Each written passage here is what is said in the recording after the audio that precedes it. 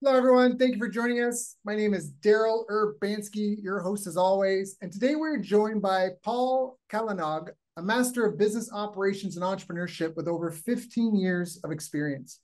As the president and CEO of Calanog Management Corporation and the founder of Outsourcing to PH, Paul has excelled in leading BPO startups and scaling operations.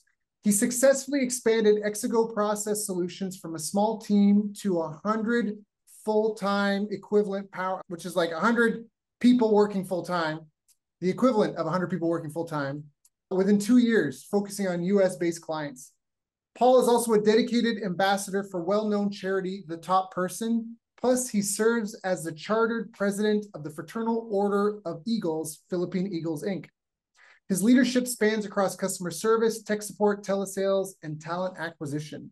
He helps businesses drastically reduce costs while enhancing efficiency through strategic outsourcing solutions. And I've asked him to join us here today to share his story and insights into business growth. So, Paul, thank you so much for being here, my friend. How you doing? I'm good. Thank you for having me, Daryl. I'm good.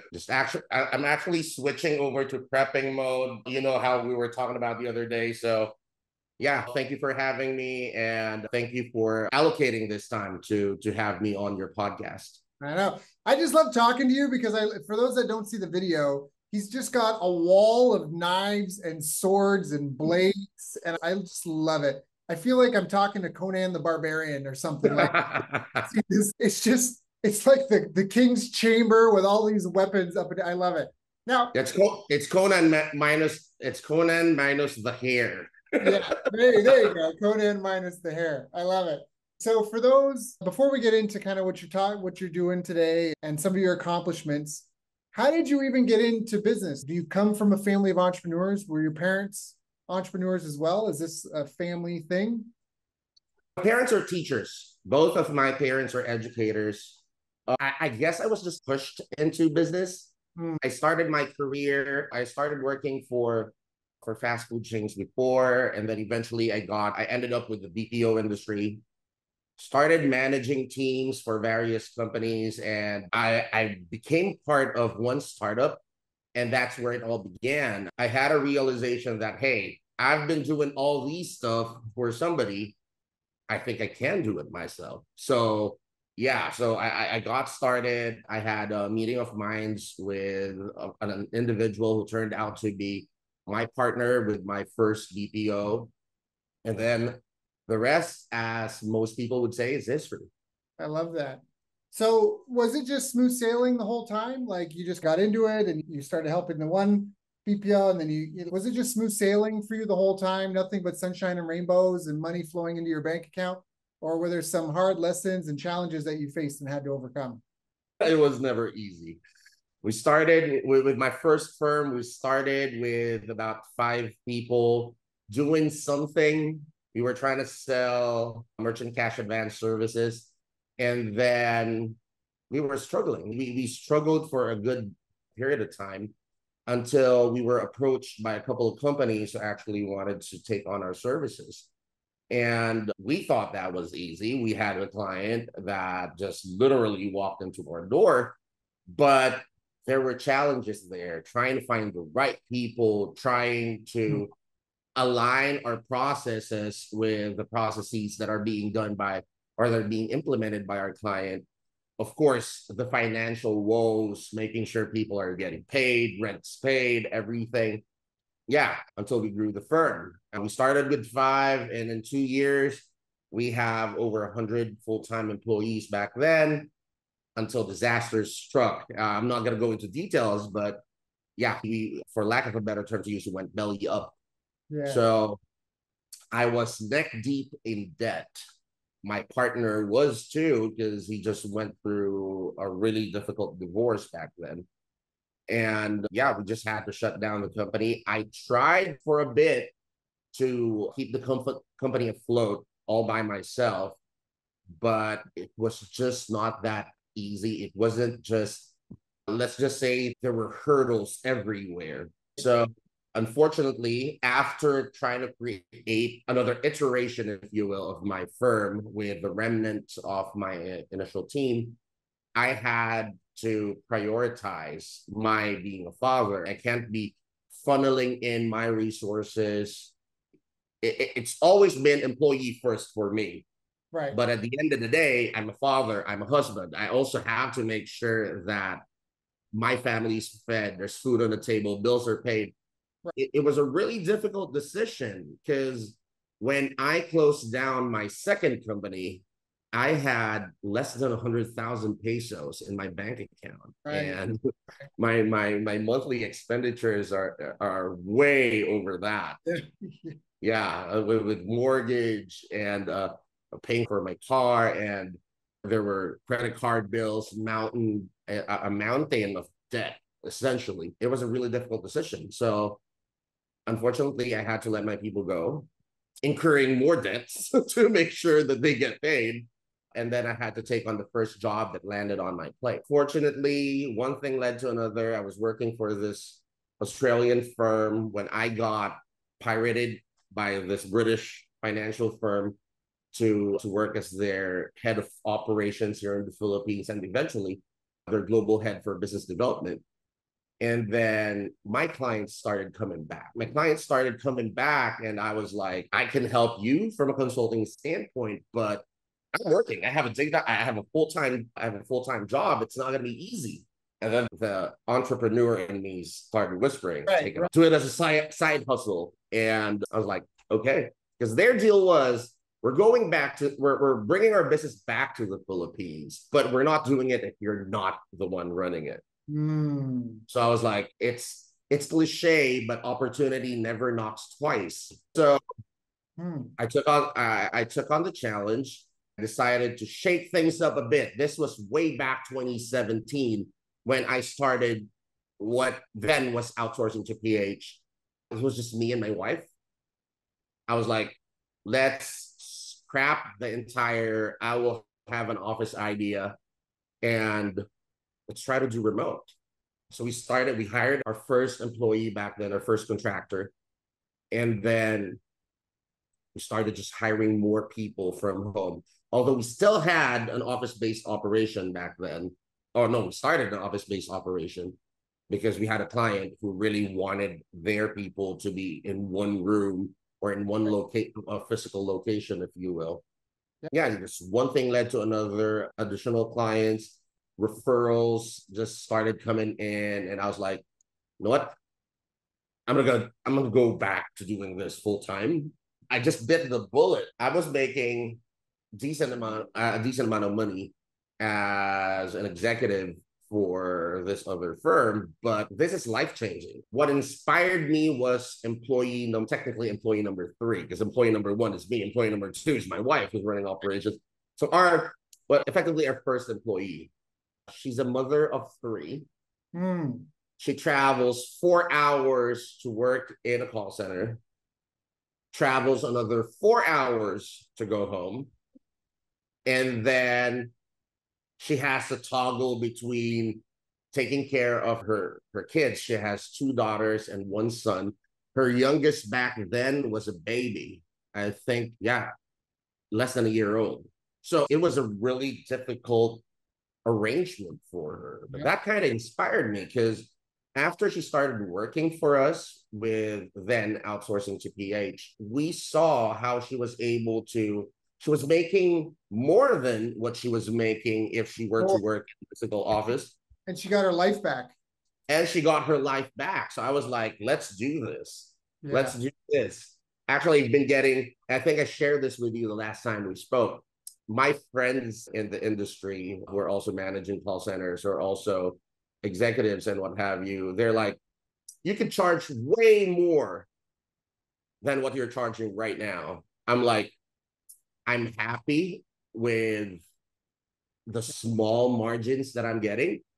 What's more important to me is that I get to replicate the benefits that our employee number 1 actually got.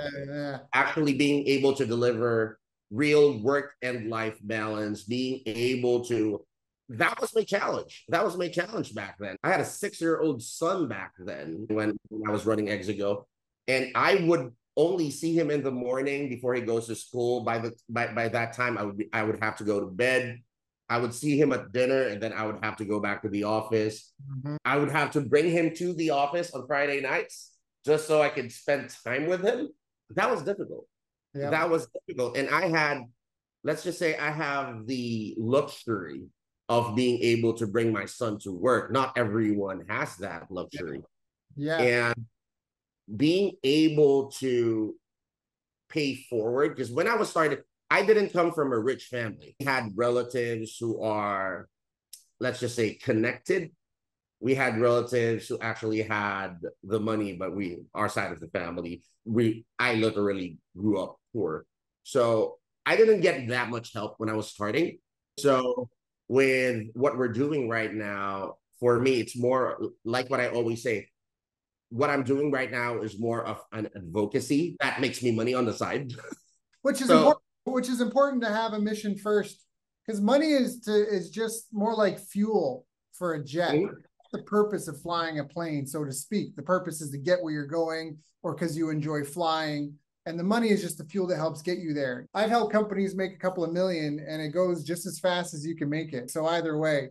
So I think that once you get out of scarcity mode, it does become a deeper purpose. Once you finally feel like you've got my peak, I probably had a year and a half cash in the bank, if not more.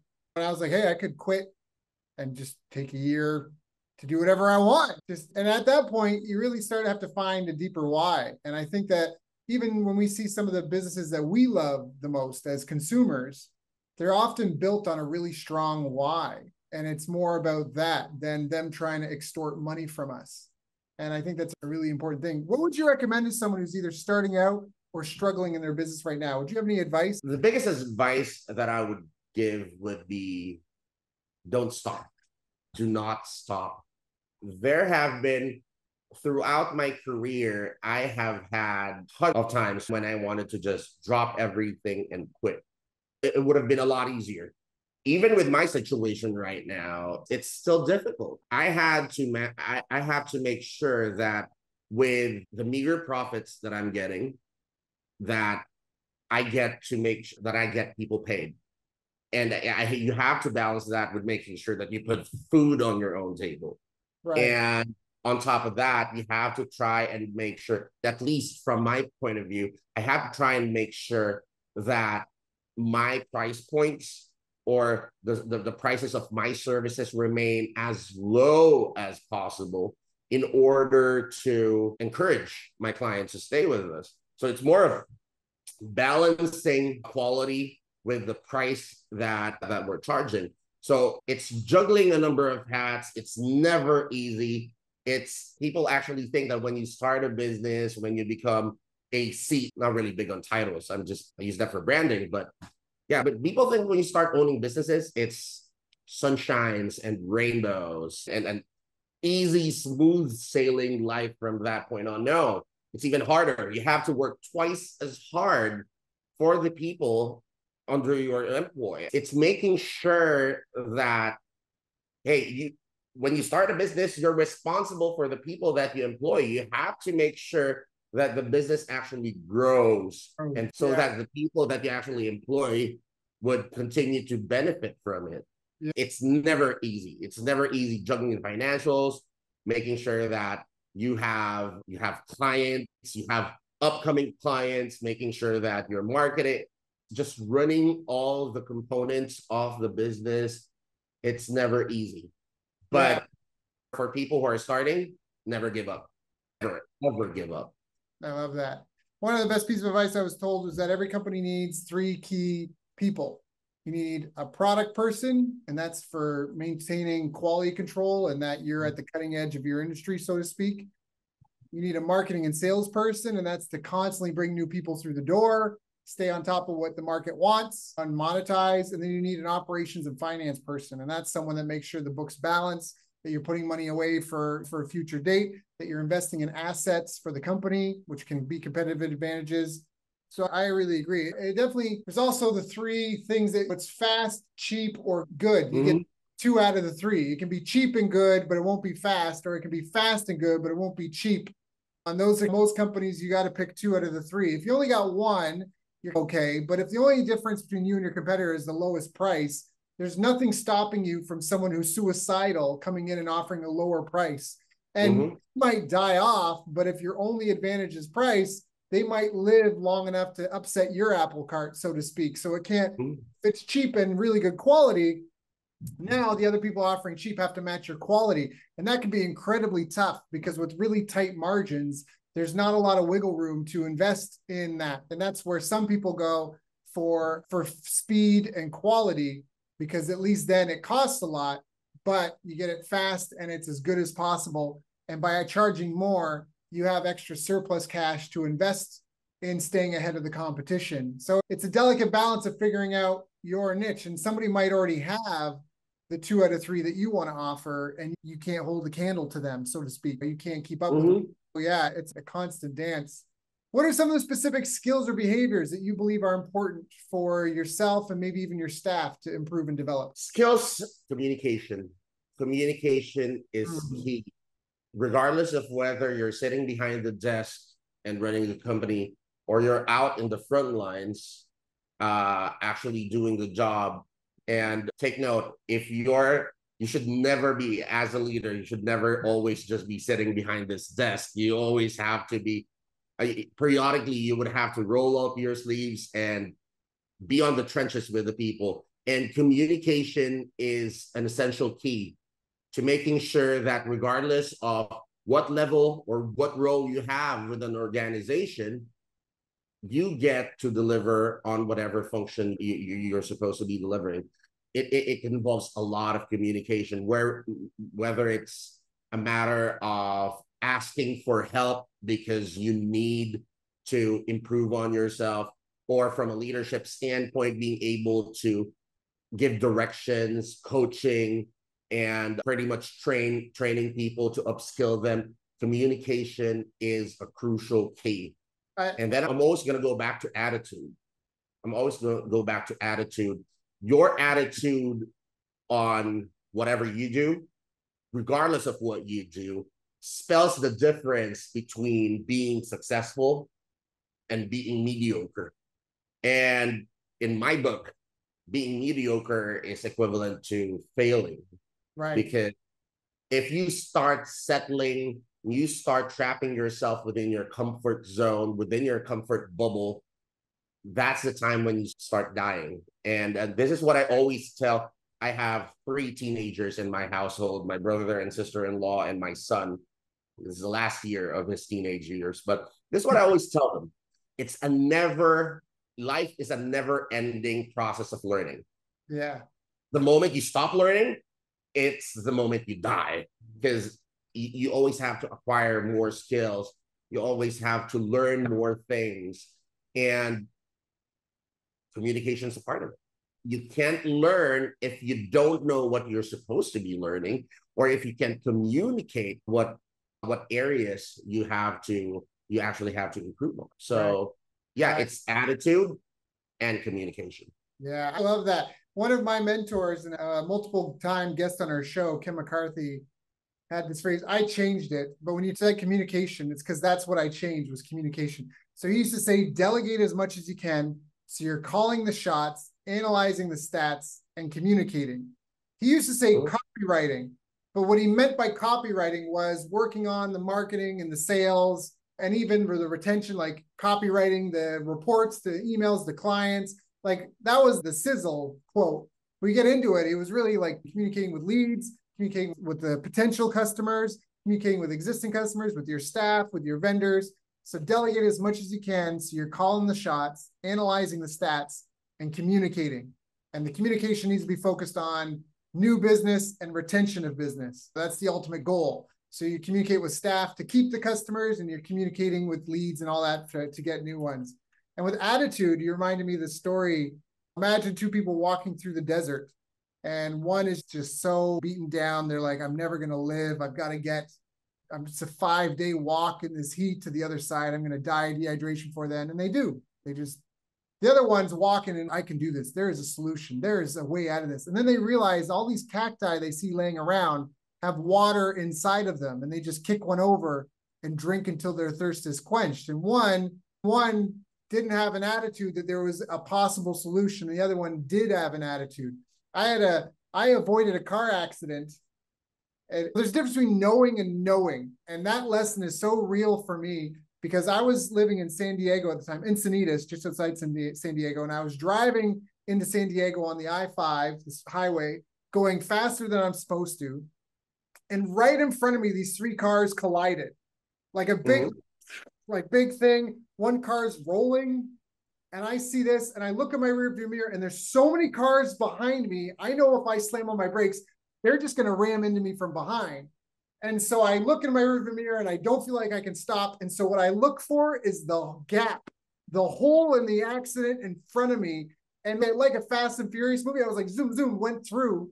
And then I pulled over and got out and went to help people. And I realized what I did is I focused on like the goal, like the opportunity.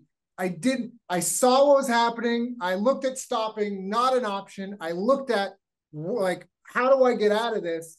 And it was just one of those moments where like time slows down and you're like it was really one of those moments so fast, right? Like a 2 minute or less, but that makes it so the attitude that you have to believe in yourself. You have to have the confidence. You can't give up and you got to keep your eye on what you want versus what you don't want. I think that's just such a powerful power. And that anytime I hear people talk about that, I think about that because I would have, if I had stopped, I would have gotten smashed from behind by those 10 cars behind me.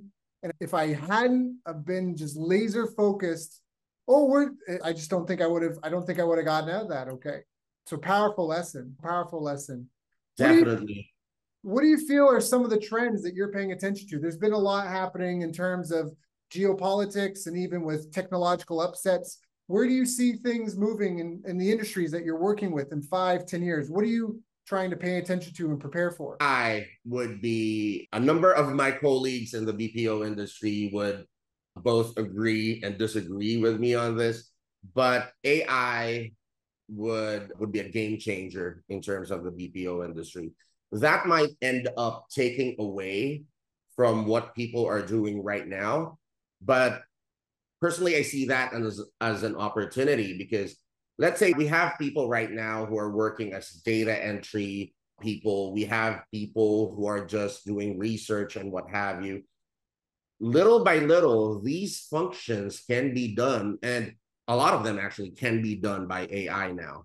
Some people actually fear that AI is going to take away jobs or take away opportunities for people. Where I'm standing, it's an opportunity for people to try and learn more things, try to upskill themselves, and making sure that they stay relevant.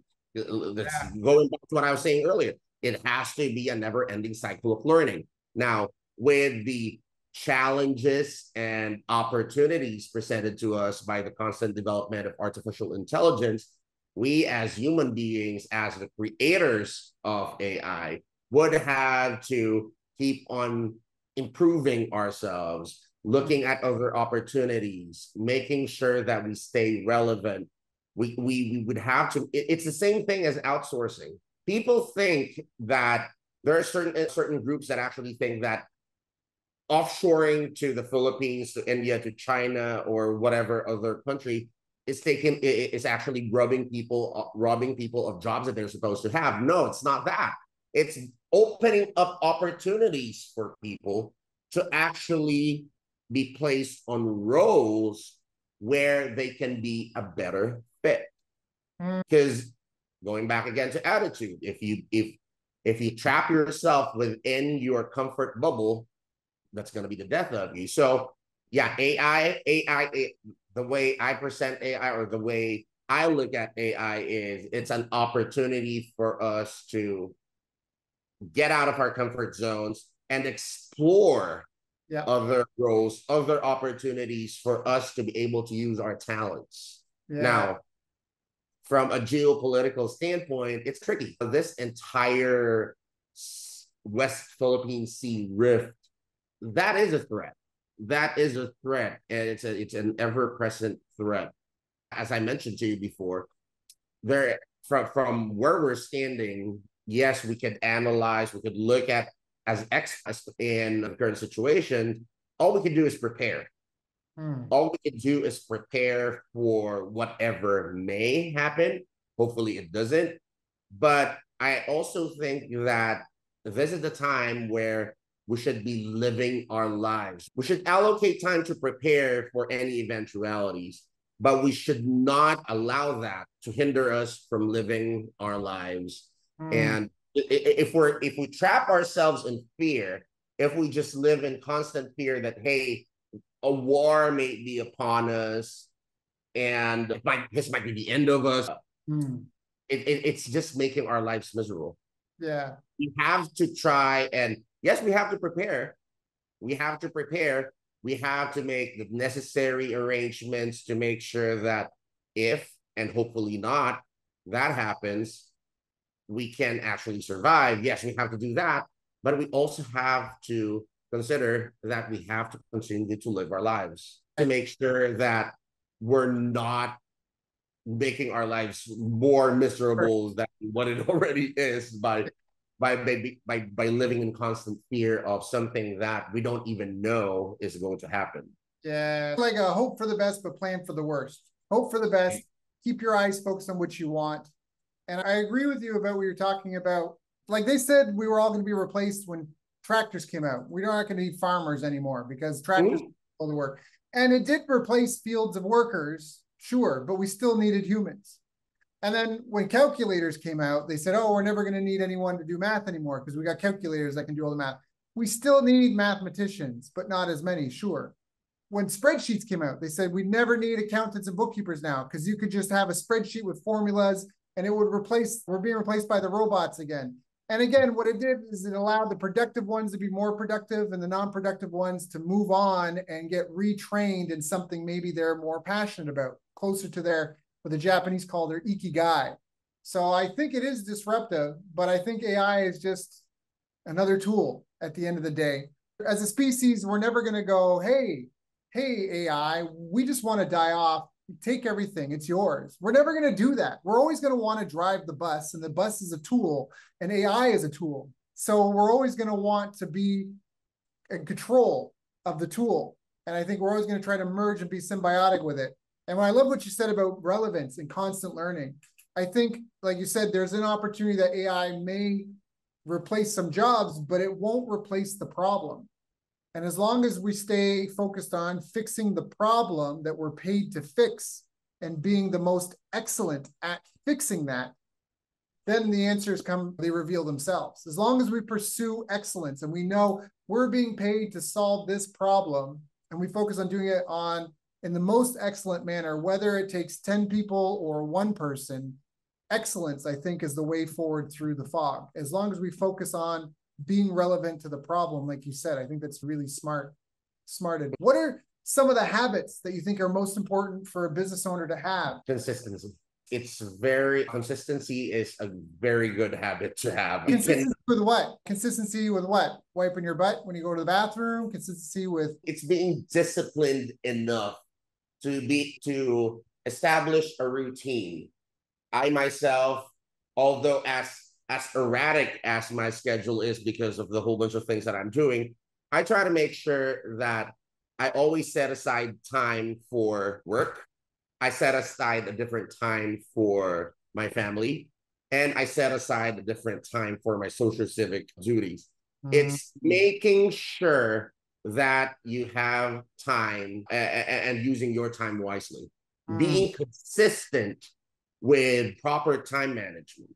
Right. I think that's really important because in my case, it's sometimes people would look from afar and see my family life is overlapping with my business, and it's overlapping with what I'm doing with the Fraternal Order of Eagles, Philippine Eagles. It's not actually, it's being able to separate one from another and being able to set those boundaries, being able to draw the line between those and being able to manage it. Like, I'm very fortunate that my entire business is remote. Although we're trying to set up Philippine businesses that would most likely require my physical presence. But with our current situation right now, my office is within my property.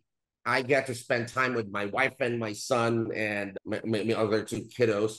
And then I'm able to entertain people who are asking for help.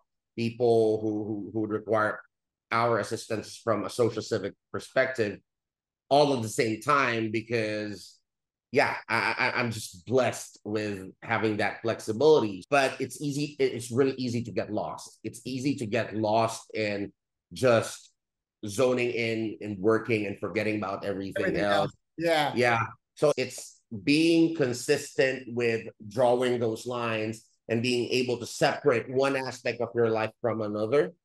I think that is really crucial, Yeah. regardless of whether you're a business owner or you're an employee. Yeah. Because as an employee before, I would be like, hey, I'm gonna do as much overtime as I want, make myself really invaluable. But then again, I'm losing time to actually go out and unwind and actually have some time for myself. Uh, Yeah. it's really easy to get lost in one aspect of your life if you do not draw the lines. I really respect that and appreciate it. I think another is discipline and focus. So an example of that is my phone never vibrates and never rings. And I've deleted all the social media apps off of it, not because I don't use social media, but I use them when I'm in a specific time and place in my house. I use them on my laptop when I'm not at my desk and I'm sitting in a different area, for the discipline of separating that. And my phone, part of that is because my phone is supposed to be my tool. I tell my daughter, not everything in the jungle kills you and eats you. Some things attach to you and they feed on you as long as possible. And so my phone is my tool to help me be more productive and effective in the world. It's not there so anyone in the planet with an internet connection can reach out and interrupt my focus, interrupt my day, interrupt my schedule with a Facebook notification because they commented on my post, or some telemarketing company calls my number, or someone's got my text number and wants to text me an offer. All those things, you got to protect your focus. I told you before, I hired 10 assistants to help me go through all the academic literature we could find on business success. I've interviewed over 500 experts here, including you. And we went through the hundreds, if not thousands of studies, and we identified 8 critical success factors for small and medium-sized businesses. And those were self-efficacy, market intelligence, strategic planning, marketing strategy, sales strategy and skills, money management, business operations, and business intelligence. Those were the big umbrella categories. But then we had to drill into each one and figure out what were the components that made that one successful. And self-efficacy is being effective as an individual and with others. And that has 3 pillars. And that's what you've been talking about: personality traits, leadership skills, and personal discipline. So discipline is physical health, sleep, diet, exercise, but also mental health, time management, your sense of urgency and discipline, and focus, your ability to focus. And then the leadership skills were what you talked about: your self-awareness skills, communication, cooperation skills, your emotional intelligence skills, and your adaptability. And then the personality traits were locus of control, which means being a control freak about what you can control, extroversion, openness to experience, agreeableness, conscientiousness, and acceptance of criticism and feedback. So those things all make up the 3 pillars, and the 3 pillars make up self-efficacy. And self-efficacy is one of the 8 that we feel fit into that. And people always try to ask me, Daryl, what's the one ring to rule them all, so to speak? And it's a lot of what we've been talking about here. It's you as the leader of your business. If you can't separate boundaries between work and life, how can you expect your staff to? If you can't focus on your work and not be on social media, how can you expect your staff to? And collectively, you might be able to do that, but do your team do that?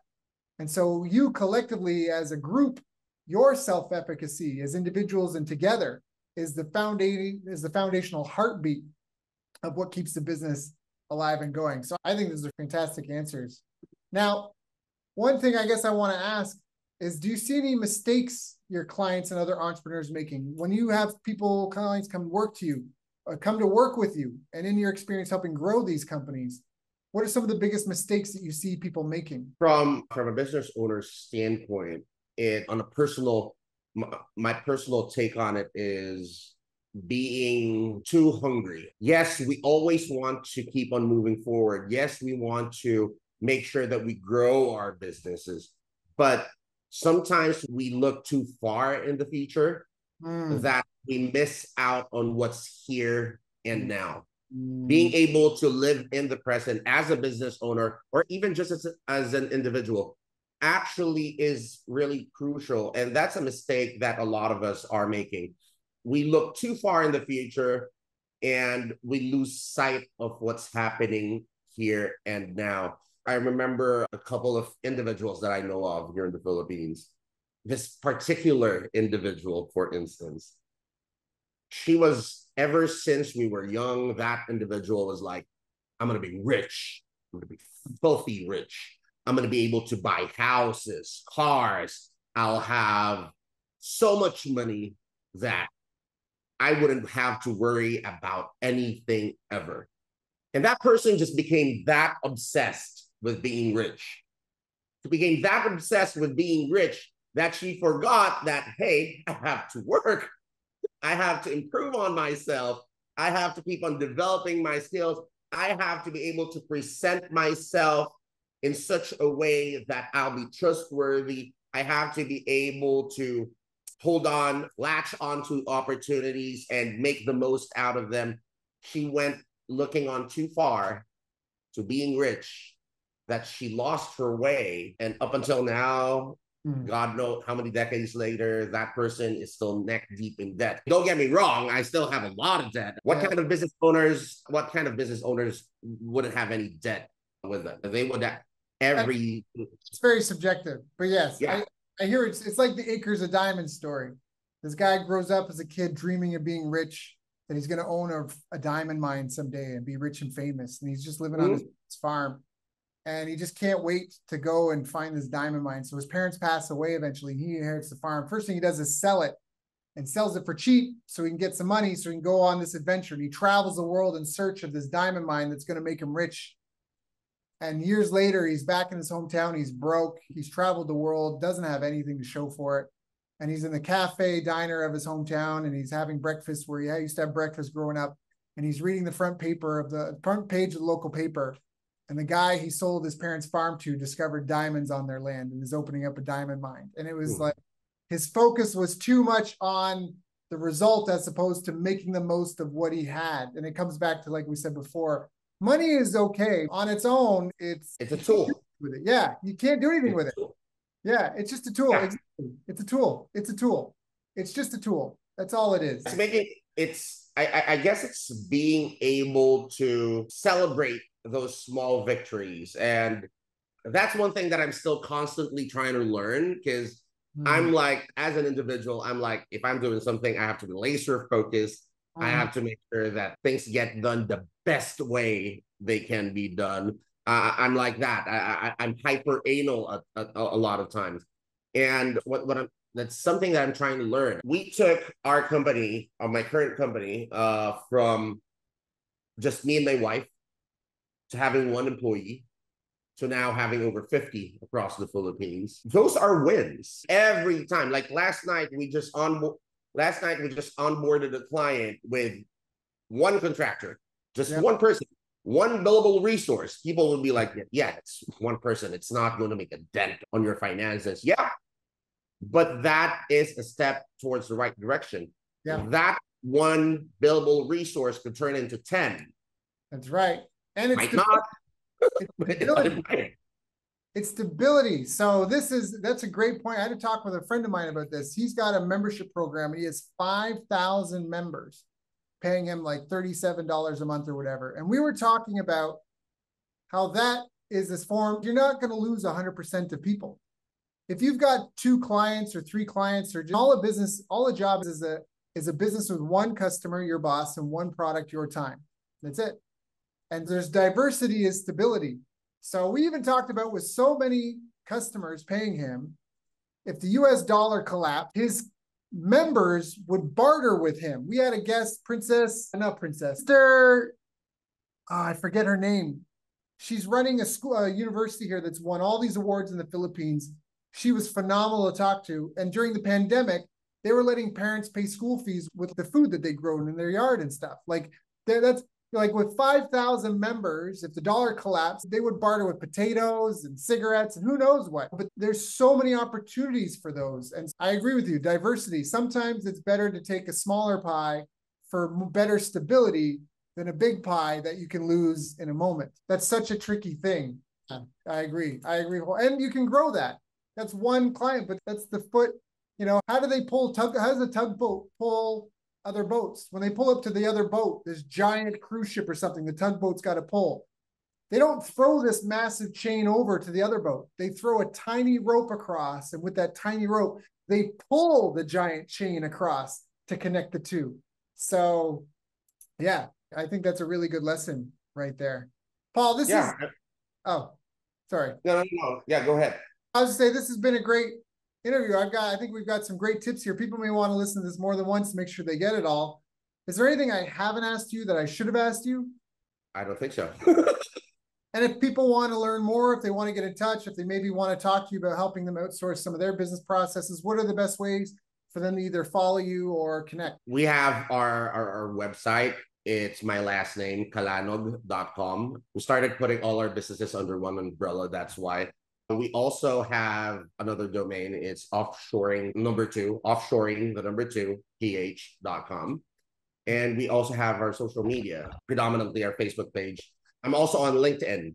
So yeah, it's relatively easy to find me. I'm on LinkedIn. I'm the black guy with a bald guy on black shirt.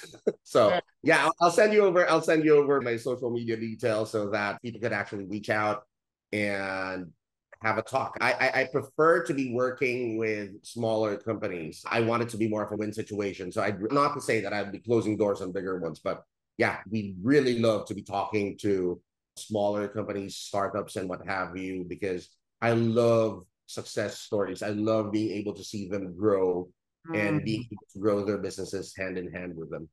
I love that. So go check out Calanog.com. Calanog, Calanog.com. You can find out offshore. What is it? Offshoring. Offshoring to number PH. 2 PH. Number 2 PH. But I tested it. It just redirects. Just go to Calanog.com, Calanog.com. You can also look him up on LinkedIn. There's Paul Calanog, also Carlo D. Calanog. You got him if he's in the Philippines with Calanog Management Corporation. Paul, thank you so much for joining us today. It's been an honor and a pleasure knowing you. Your own direct reports, your own family, your own projects, your own fraternity that you could be taking care of right now. Thank you for carving out some time for my followers and I so we could all learn to do things a little bit better. Thank you for having me, Daryl.